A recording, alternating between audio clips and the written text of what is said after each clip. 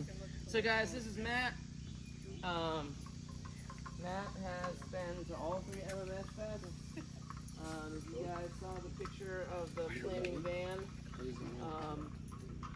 Matt and his buddy actually spent they built like 95% of it. A couple people stepped in to help out, but he was like, "Let's go!" And I was like, "Okay." And he had a vision and turned that scrap wood into a van and burning van. And we had a side mirrors, burning van. Passenger van looks like to me. Yeah, right. Yeah, he did a whole like van tour. I forgot about that. That's how you know. Yeah, the burning van tour from the first MMS is on Bill's YouTube, I believe. Okay, yeah. So, but yeah. As I mean, you all heard that he rebuilt his engine. He can tell the story. You know, he'll be the first one to say this. He's not an expert, and so you know. Damn close. I'm not. You know. Saying he's not saying, and I'm not saying everyone should do what he did, but he knows his stuff pretty well. So he's got a lot of great information. So thank you, Matt. Man. Thank you, Joel. Hello, I'm Matt. If you didn't already. Hi, Matt. I've been through hell with the band. And I want to preface this by saying that I never had done any work on any type of car before I bought my van. And so I think that goes to show that if you needed to do even the most amount of work, that just because you don't have the experience doesn't mean you can't figure it out. I started by blowing head gaskets, blown turbo, shorted out wiring harness. I rebuilt my turbo. I rebuilt the wiring harness. I swapped the head, changed all of the cooling system and new injectors and everything. And when I bought this van, I made myself a promise that I wasn't going to let anybody else do any work on it ever. And I didn't know what I was promising myself. But even after all of that work had been done, on New Year's, about 7 months ago, New Year's Eve at 11:45 p.m., on the way to a celebration for the new year, I broke down on the side of the highway. Oh no. And I had broken down several times. I figured I'll hop out, see something that's off, fix it, and I'll be back on the road in 3 minutes. That was not the case.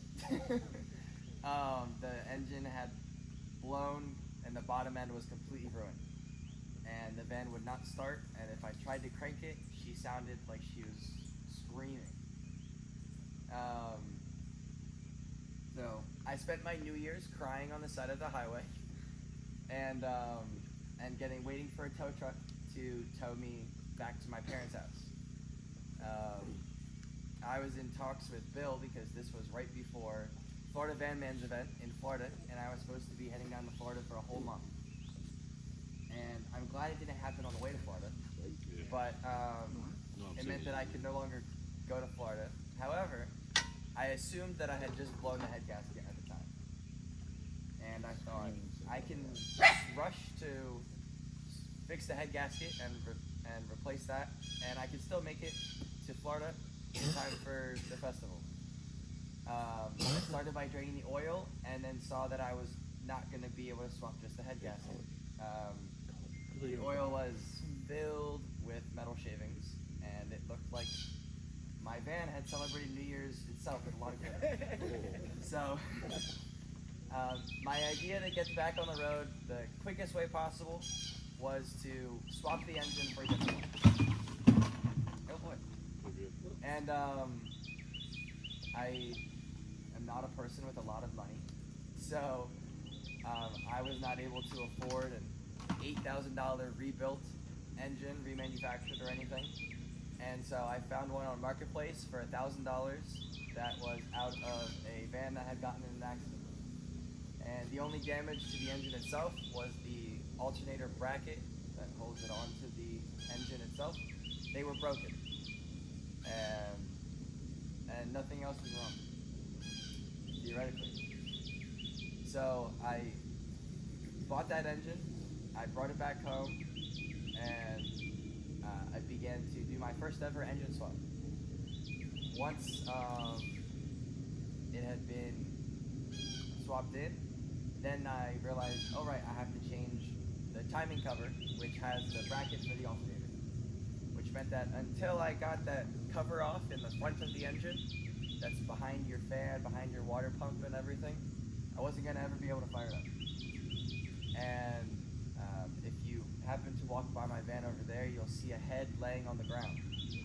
That's the head from that engine that I bought, because it ended up needing to be trashed because the injectors were completely seized, and any attempt that I had at removing them, even with the special extractor tools for our injectors, broke my valve cover on the engine that I had just bought.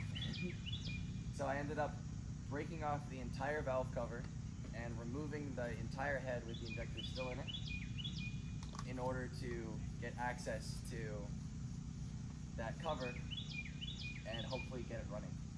I would be able to use the head from my other engine, the injectors from that one, and basically just reuse the lower half.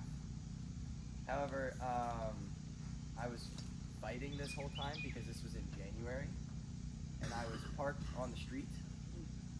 And so I was doing all of this work on the street with about 4 inches of snow around me and getting plowed in. So I was shoveling the street in order to work on my van and try and get it running again. I think after about 3.5 weeks after I blew the engine, maybe 4 weeks or so, I got it to fire up. And I was pooping myself. Because I didn't know if it was going to work. I didn't know if this engine ran or not. But it fired up, and I went for a drive, and everything was fine. And it lasted a week. So after about a week, the engine started making a very loud knocking noise, and it turned out to be all of the pistons were beginning to slap the walls, every single one, which I only found out once I removed that engine. So while it was still running, it was a very loud knock. It was not enjoyable to drive anywhere because the knock was louder than the noise of the engine. Since it was still running, I decided this engine, since I did all the work to it, I'm just gonna run it while I work on rebuilding the original engine that blew on New Year's. So I did all the research I could. If you guys have the shop manual, or at least the digital version, like most of us I believe do, all of the steps that really you would need to rebuild the engine are in there. There are some things that it very quickly summarizes into one sentence, and then you realize that it's a very large step. But all of the information to completely rebuild your engine is in that manual. And so I stayed up for like 2 days straight, reading every bit of information and taking notes on all of the different measurements that I would need to take. I started by disassembling the engine and seeing the damage that was actually done. I knew that something was wrong on the bottom half, but when I swapped the engine, I never looked inside to see what was wrong. I've brought pieces for you guys to see. So if you guys want to pass these around, they are still oily, so a little bit. So if you want to not get your hands dirty, just touch the container. There are three types of bearings in just the lower end of the engine that connect right to the crankshaft, which I have behind these photos. That is the crankshaft that's in our engine. And around every single one of those shiny silver bits is where a bearing goes. And there are bearings that go for the crankshaft itself, where it spins within the block. And then all of the ones that are tinier are where the rods connect with your pistons. And they have their own bearings. And then there's a third one called a thrust washer. It's not really a bearing, but those prevent the crankshaft from wobbling around. It keeps it in place. I took them apart. These bearings are all main bearings, and they're supposed to be silver, and they're supposed to be smooth. And that was the condition of mine, so if you guys want to pass that around, you can all see. The other bearings, or the rod bearings, now the most damage done to the engine was to all of the main bearings. Every single main bearing was crushed, spun, and blackened, and melted into oblivion. One rod bearing, however, which was the third rod, it happens to be where the thrust washers are in the block. And like I said, the thrust washers prevent the crankshaft from wobbling around at all. When the thrust washers got crushed and damaged themselves, what ended up happening was they are on either side of the third rod, right in the middle, and that rod has a bearing that will never be removed. It is completely melted onto the rod, and this rod then became trash. So you can see this rod and the cap that goes with it, that attaches it to the crankshaft. That was the worst of the damage.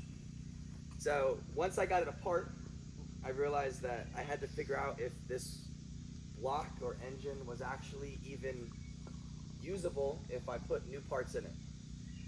And I had absolutely no idea how extremely specific these measurements have to be in order to have your engine run and run well. And I have another thing for you guys to pass around. I have all these pictures up here on this board of the entire process of me disassembling the engine, taking measurements, cleaning it, doing all of the tests that needed to be done to ensure that I didn't need any different parts, and then assembling the entire engine to the point where I did eventually get it running, and it is in my van today. Since then, I know that if anything goes wrong, it's all on me. I'm the only one that's done the work on it, and but so far I've gone 3,000 miles and I've had no engine noise, and thank you. So you did not need the services of a machine shop for any of this? Yeah, so I'm going to do that in just a second. Okay. I'm going to talk about that in just a second. But this binder, if you guys want to get a closer picture, it has all of these same pictures, plus a little description of what each one is. The pictures are not taped in place, so if they slide around, you can reach in there and move them about. But there's a lot of steps that go into testing to see if any of your parts are reusable or if the block needs to have any machine work done to it. Like you said over here, a machine shop, what they will do is essentially shave away a small amount of metal from any piece you have in your engine. Normally a lot of people will get the top of a block resurfaced, which means that they just take the block and they shave off a very thin layer to make sure that it's perfectly level. And so the first thing of most importance is if you don't have a perfect level between the top of the engine and the bottom of the engine, where you have a head gasket, that head gasket is going to leak and going to eventually have oil bleeding into coolant, combustion bleeding into your coolant, combustion bleeding into your oil, burning oil through your exhaust, and it's all types of problems. Now, I had already changed my head, so I had a brand new head that only had about 1,000 miles on it or so. And so you can check for level on any surface with what's called a flat edge, and they're perfectly flat within like 1/10,000th of an inch across the length. And if you can place that on top of any flat surface that you have, and if you can slip anything under it, Yeah, a piece of paper is not thin enough. They have what's called feeler gauges, and they're just all different thicknesses of metal that you can try and slip underneath to test to see if your surfaces are flat or not. And that was what I started with, just to see if the block needed any resurfacing or if I could just have this block and start right away. Even when you check for level though, there's all the circles in the engine, your Passages. where your pistons go, all of your cylinders. We have 5 of them in our vans. They need to also be perfectly in shape. And these are down to fractions of millimeters that they need to be within spec.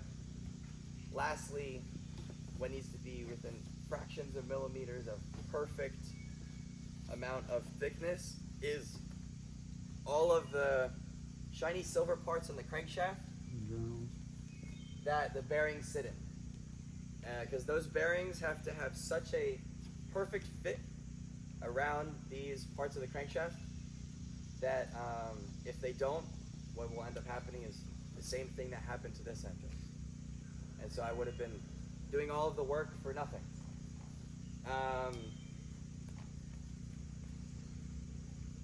Let's see. Where was I? Machine shop. Machine shop. Strawberry clear. So what kind of work did you have done? Did you have the engine bored? Did you have the block bored? I you did have the not have crank turned? any machine shop needed to be done to my engine. I really lucked out. And so the block itself was completely reusable without any work needing to be done to it. I did do like a deep clean of it. Now, I believe Dave yesterday talked about ATF fluid being a good cleaner for your headlamps, your headlights. It's also a extremely well cleaner for your cylinder walls to remove any grime and buildup in there.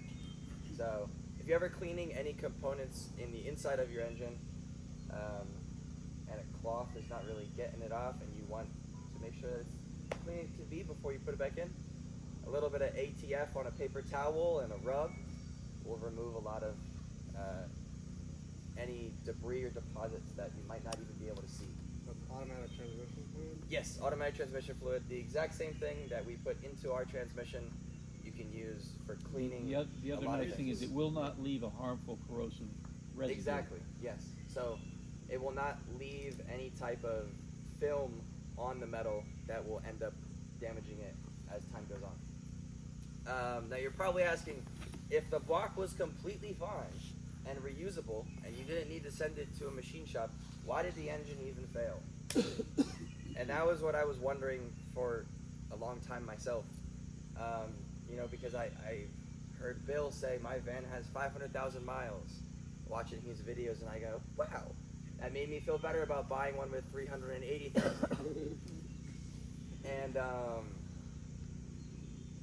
And I had no idea how engines worked when I bought this van, but I did all the maintenance that Bill's videos taught me. And I had no idea why it blew, because I had done everything that I thought I possibly could to keep this engine alive after it was mistreated by the previous owners before me. And my working theory, as of since I disassembled this engine, is that the harmonic balancer on the front of your engine, some of you may know it as your crank pulley, but it has a rubber ring on the outside. And that rubber ring has the thickness that it does because it directly attaches to the front of the crankshaft here. And as far as I'm aware, that harmonic balancer keeps the vibrations within the crankshaft itself smoothed out. Little did I know that the entire time I've owned my van, I had no harmonic balancer on my crankshaft pulley. It was never there. And I have no idea how long it was not there before I bought my van. And the whole time that I had it for 2 years, it never had it. Did it vibrate? So I had vibrations, but I had vibrations for all types of reasons. So I cannot tell you if the harmonic balancer being on or not will shake the van itself or not, and how big of a difference it will make. But my best working theory, and from everything that I've seen, is that if you have that harmonic balancer off for a very, very, very, very, very long time, I'm talking over 2 years at minimum, you could risk damaging all of the internals of the lower half of your engine. And Bill has a video on how to change it. Joel has all the different kinds, the singles and doubles for sale on his website. And it's not a fun job to do, but for something that you're probably gonna have to change only once every couple years, to keep this from happening is a good idea. Now that I've seen that that's the most likely cause of what caused mine to fail. Yeah. Do you use the word crankshaft pulley and harmonic balancer interchangeably? So from the community and parts that Joel sells, I've used them interchangeably, but personally in my mind, since I've seen that the rubber can come off and then it's not balancing anything, I call the metal part the crankshaft pulley and the rubber ring itself the harmonic balancer. I did the swap on my van, and it's like it's two-piece metal with a rubber seal in between. And that's what. Joel's got one. That's So, what helps with the vibration. Right? yeah, so, yeah, this is it. Well, so we call it the harmonic balancer, right? We call the whole, I guess that's kind of in the community, just we call it. But technically, this is the crankshaft pulley, right? And it's hard to see because it's been painted, it's brand new, but right here there's a little seam right here, you know, very, very tiny seam right here. That's actually the rubber seam, and this outer piece here, it's maybe what, half an inch thick, 3/4 of an inch thick, this outer piece right here is another metal ring, and that technically is the balancer. And so this rubber in between the crankshaft pulley and the harmonic balancer is what absorbs all the vibration that he was talking about, and this outer ring was missing. So, I mean, many of you have seen videos, some of you may have even experienced nightmares where this ring, this rubber ring has come apart. It rubber falls apart after you know, a decade or a decade and a half or whatever, and the ring comes loose and starts like flopping around, and it can really do some major damage, especially to where this comes into the crankshaft, and lots of engines have been, you know, tossed in the trash because it's done so much damage, and no one wants to spend the money to rebuild the engine for the amount of damage it does. It can also, you know, hit your water pump and crack your oil pan, and because it's a big metal ring. I mean, it's a big deal. Fortunately, you catch it, you can hear it. And most of you guys are in tune to your vans. You hear things sound different. If it comes loose, you can actually just take your turpentine belt off and take it off, and you know, throw it away or whatever, and you can keep driving your van. And like Matt said, he drove his for at least 2 years. Now, I'm not saying you should do that, but what I'm saying is, right? You can, if it comes off, if you lose this while you're out on a trip or whatever, you don't have to worry. Like, you can go home, you can finish your trip, and then you can go to my website and order the parts, and I sell the whole kit. You have to have a special locking tool. You have to have a brand new bolt. You can't reuse the bolt. All that kind of stuff. I sell the kit for that. So, but yeah, this is what he lost on his van and didn't even realize. So it was gone before he got it. It was never on there. Right. Yeah, never on my van when I bought it. Right. And I didn't have another van to compare it to know if it looked the same or not. Just for others, when my van developed that problem, you can see the serpentine belt developed a bit of a wobble to it, and that harmonic balancer was loose, and the rubber gasket started to get shot. So you can see it was wobbling, and Yeah. it needed to be addressed. Well, the rubber was never on mine. Yeah. And so, like Joel said, if something goes wrong, it can you can take it off. And so whoever had the van before me took it off and never bothered to fix it or replace it. Yeah. Right, sell it, exactly. Give it to somebody else. Very likely a tip. Yeah, I know. I had to Did have you like pay a lot for your van? Did I what? Pay a lot for it when you bought it. I bought it at a bad time in the market.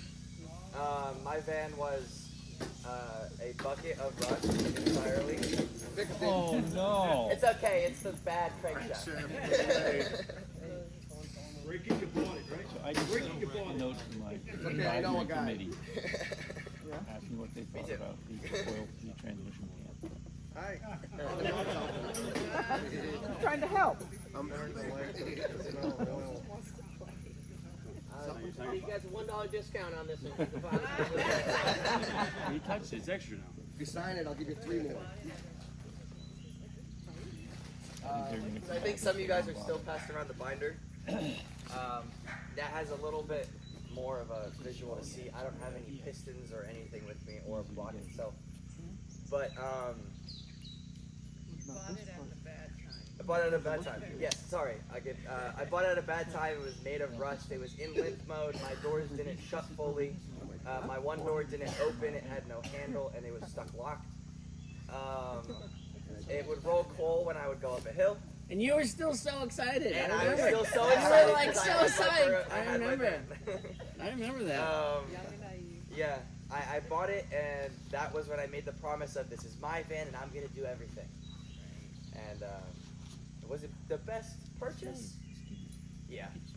Yeah. But getting back to the engine, I think we were using ATF as cleaning solvent for all of the block exposed metal surfaces. The block's made of cast iron, and so it is not easy to work. Luckily, when the engine did blow, it did not overheat.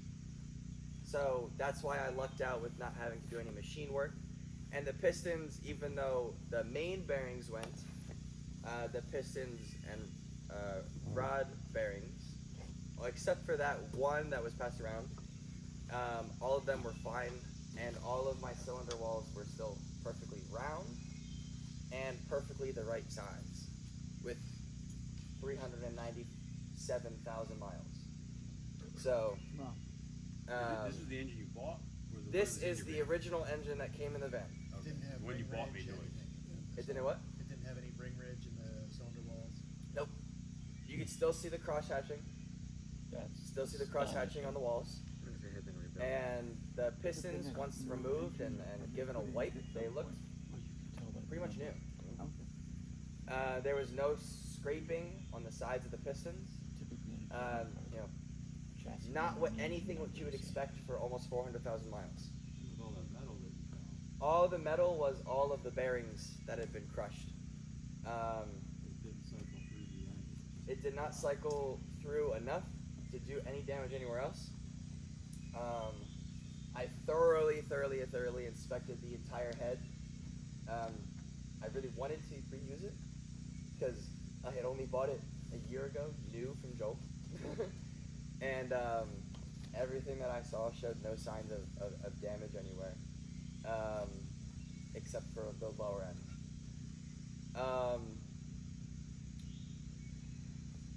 Once I did all of that, then I was like, okay, what needs to be replaced?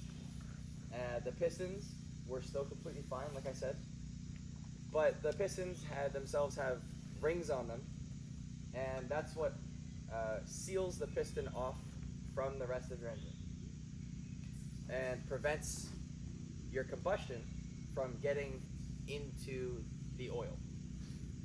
And over time, when you have combustion that leaks past any seals or the rings or exhaust valves or anything like that, that's called blow-by.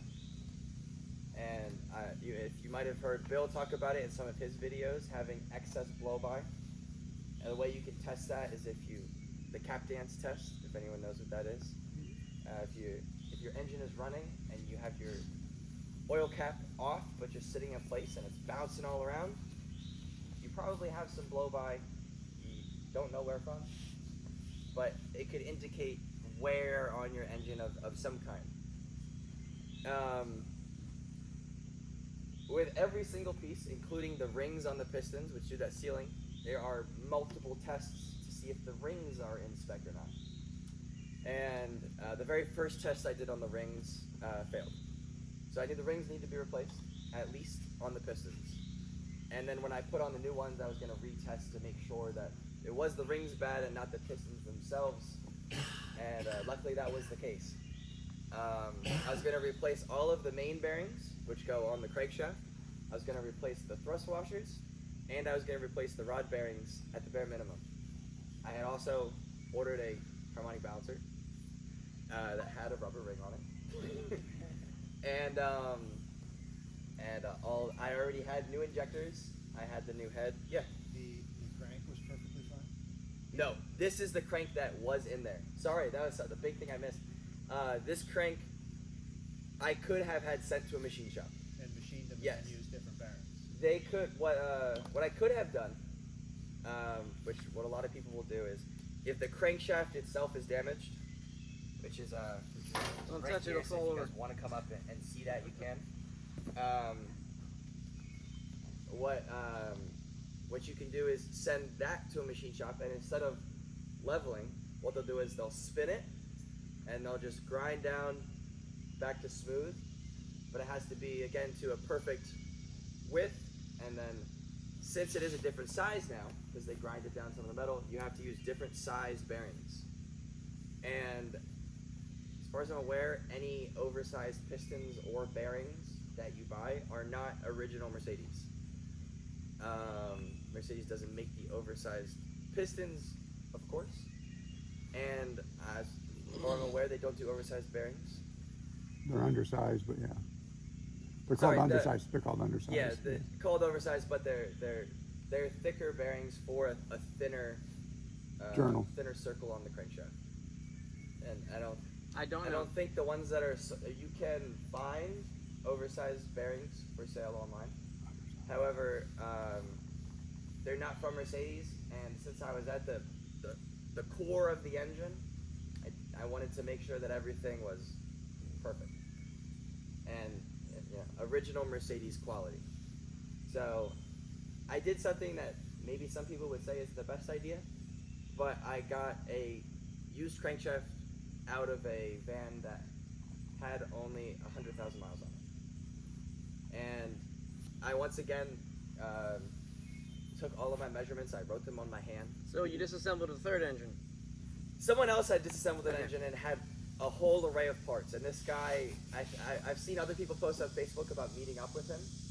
He tells you to meet you at the gas station, and then he tells you, follow me, and you follow him into what looks like a war zone. Damon? Yes. I've been there. You follow him into what looks like a war zone of warehouses that are all falling apart. And it's really scary. You better carry a gun when you go. And then he walks you into this dark warehouse and turns on a flashlight and says, I got everything over here. And then just has every part laid out and organized of all types of different cars. Great guy. A little scary. Where is this? And he does not speak much English at all. Polish. He's in Allentown, PA. It was, yeah, I think that sounds right. It's probably about 45 minutes to an hour from here. Right. Yeah. I tell you, I was blindfolded. I don't know. But he said that he said he did have a crankshaft from the van that he had completely disassembled, and he sold me the crankshaft for I think $300. And from what I've seen Cash. and the research I've done online, you can actually buy brand new crankshafts still. Yeah, that's true. You could buy brand new crankshafts, and so if you wanted to do that, yeah, you could, but it's going to run you about $1,800 for a crankshaft. And like I said, at this time, I'd already wasted a ton of my money on buying a used engine that didn't work, and so I was trying to get this as good condition as I could with the little bit of money that I had. And I was also having to buy my own engine crane and engine stand to work on the engine, and those aren't very cheap either. I had to buy a couple tools that I'm never going to use again. Hopefully. Hopefully, right? Yeah. And but once I was, getting into the flow of things, and I ordered all of the parts, and I had the crankshaft, and I had completed all of the measurements, or So the I started crankshaft- assembling it. Crankshaft in that ugly warehouse was pristine. You check the Pristine. journals, they all. Yes. So there's a tool that you can use called a micrometer, and it's a little dial, and it'll give you a very, very, very precise measurement, but it takes practice to get good at it. I brought a caliper and a micrometer because a caliper will give you pretty close to the perfect reading that you need, and I just was not really that great at using the micrometer quite yet, and I never got great at it. But I would repeat the measurement over and over and over and over and compare it to what I had with the caliper. And if I had repeating measurements after every attempt that I made to measure, I would assume that it was good. Everything was measured, everything was inspected. I started to rebuild it. And as I'm sure some of you have heard, I don't have a driveway, I don't have a workshop or a garage or a shed. And so at my parents' house, I carried the engine down into my parents' basement. And that is where I rebuilt my engine. I carried it down the stairs by myself. And then once everything was reinstalled in it, it was a heck of a lot heavier. Yes. And so I had my brother take one mounting arm of the engine, and we held it with the flywheel hanging down, and we took it one single step at a time. And we got it up the stairs out of the basement. But there was a lot that went into it, including installing all of the bearings correctly, installing all of the caps that hold the bearings in place correctly. All of these things all have a specific orientation and are numbered and cannot be swapped with each other, as well as with the caps on the rods themselves. The rods have to face a certain way, they can't be flipped. The pistons have to face a certain way, can't be flipped. The rods have to connect to them in a very certain way. The rings on the pistons themselves have a top and a bottom side. The rings themselves also have to be oriented in certain angles on the piston. The gaps. And so once it's all, sorry? The gaps on the rings. The gaps on the rings, yes, sorry. The gaps on the rings, little tiny gaps, they have to face certain directions on the pistons, and you have to make sure that they stay in at those points when installing the pistons. And then every single bolt has to be torqued down in stages and one step at a time. And then throughout all of this, you still have no idea if it's ever going to run again. So this entire time I was very, very terrified and scared of the process. But at the end of the day, like I said, I did get it running. I got it out of the basement, fully assembled. I got the old head back on. I got my transmission on. And then I took my engine crane out into the street and put the rebuilt engine from in the basement in the van on the street. And Engine. at this point, this was a couple months later. Okay. This was, now we're in March. So February is when the motor that I initially swapped in began to knock. And throughout the month of March is when I was rebuilding this engine.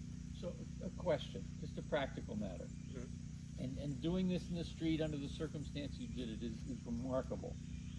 How did you keep all the bits and pieces and fasteners organized, seeing as you weren't working in a shop with tables and stuff? Did you just Yeah. go to Walmart and buy a whole bunch of bins and label everything, or? Well, I've already taken apart the top half of the engine so many times. So I sort of, I'm at the point where everything can be thrown in one pile, including the bolts, and I'll know exactly which is which. So you really as are a for- mechanic. As for the bolts that were in the bottom, though,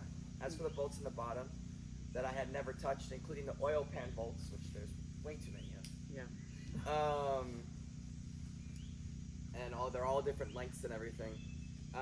Whenever I would do that, when I would remove them, if they had a certain orientation of different lengths in different spots, I would lay them out on a towel or a piece of paper or cardboard or something, take a picture so I knew the orientation, and then I would put all of those bolts in a Ziploc bag, and I knew all of these bolts are for the oil pan, all of these bolts are for the crankshaft bearing caps, all of these bolts are for the rods on the pistons. But when those, I was constantly measuring them and doing everything. I just had them 1, 2, 3, 4, 5. And I kept everything in the same numerical order that I removed it in, and I installed it exactly the same way. Now you're probably asking, was it worth it? You said you didn't have a lot of money, you couldn't afford another one. Yeah. From what I've seen, refurbished engines that are reliable and are gonna run, and I think include a warranty, I don't think you're really gonna find one for anything less than $8,000, $7,000 maybe. But from what I've looked at, I had already had a new head, so considering if you were to do this and figure out what's reusable, what's not, what needs to be replaced, what's not in spec, what's in spec, your price is going to change a lot. But including the price of me buying tools, buying materials, buying all of the parts that I needed, buying an engine crane, and all of the cleaning materials that I used, I spent about $2,500 in total. And You got an education. $2,500 to pay for an education and a running engine, so it's 2 for 1. Yeah. I could stand up here and talk for 100 hours about this, because that probably took me longer than that to do it. However, I don't need to do that because the entire process I filmed, and I made a YouTube video of the entire thing, which is what these pictures are from. So, the video is on my personal YouTube. It's on the Florida Van Man group. I made a post about it back when I did it, and I'd like to read the comments on that. there's all types of there's videos of everything happening here. These are all direct screenshots from that video. Now, if you never knew I made the video, or you wanted to see it, or you're just wanting to see some crazy kid ramble on about nonsense for a long time and be really passionate about it, you can do that. I have a 15-page guide that I've made for anyone that wants it. This is not professional guide. This is just what I've learned and the steps that you need to check, and it's all in order. Because in the shop manual, everything is on different pages, and it's not specifically how to rebuild your engine. It's how to fix every piece and bit and bolt on your engine, and it's not a step-by-step. So like I said, this is not perfect. I didn't do everything you can, and there were parts that I measured and didn't need to change myself. So if anyone would want this, there's 15 pages, and I also have the link to the video at the top and a QR code that you can just scan, and it'll go directly to the video as well. I have everything organized, so the first thing I cover is the disassembly, how to do it properly so that you don't damage any of the parts further than they already are. All of the different inspections and measurements that you'll need to take. And it's all organized by different part, the crankshaft, the pistons, the rings, checking for level on the block. I don't include in this anything above the block. This is all just the low end of the engine. And the same with the video that I have on YouTube. So I think the binder is still being passed around. It's the same pictures that are in the video, but if anyone wants one of these, I put a lot of time and effort into it. No one here might ever rebuild their engine, but if you want to give it a read or you want to hang on to it and have as a something to have a resource in mind for the future, you could come up and grab one. I only have 10 copies because they're 15 pages long, and I didn't want to waste all my parents' printing. You can come up and grab one, and hopefully have a sense of mind that you don't have to know what you're doing to take it on, and you can figure it out as you do it. If I was able to do it, you can too, because I'm just a crazy kid in the street. So, question: what was Thank you, Matt. Thank you guys.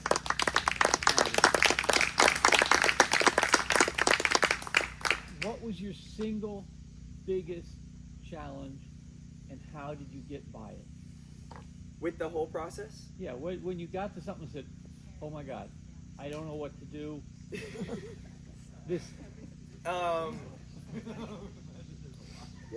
And be I sure, don't mean I to was. bring back a bad memory. But No, I laugh. It's hilarious. I didn't know what I was doing. So everything that I was putting in, I was checking immediately after to be like, is this right? Did I do this right? Is anything wrong? And this engine would not be running if I didn't do that. I would have messed it up, because the very first thing you do when you have the bare block and you're starting to rebuild it is you put the bearings in the block before you put the crankshaft in. And like I said, everything has a very specific orientation. There's a very specific kind. There are upper bearings and lower bearings, and they have different shapes and they have different holes in them. And the rings have a certain orientation. Everything has to go exactly in the right spot, and it cannot be flipped or turned at a slightly different angle. And so, like I said, the very first step is you install the upper bearings into the block. And I had the block on engine stand upside down. And so I said, that's the bottom. And I put my lower bearings in where the upper bearings go. And I put them all in, and I sit back and I go, all right, we're going to put the crankshaft in now, and then we're going to put the the lower bearings in. And it clicked, and I was like, right, I have to already undo the first step. So just the fear of not having a video to watch, or knowing if I was like really capable of doing this by myself, or if any one thing that I did do was wrong and I didn't realize it, and the severity that it could possibly be. Yeah. Like, no matter how small it was. No matter how small it was, yeah, I was constantly worrying of, is there a little tiny minuscule thing that I could be not realizing, because I used to read the manual to sleep. And I had all notes of like all different torque specs and all things to keep in mind, and I tried to be as thorough as possible. And who knows, the engine might blow on my drive home, and I'll have gotten 3,000 miles out of it, and I'll still be happy. And I'll do it again. Yeah. Like I said, I have to keep my van alive, and I'm the only one that can touch it. You have tolerant parents. I hope you took them out to dinner or something. The basement that they use is simply storage, so it's not of any use to me. Go.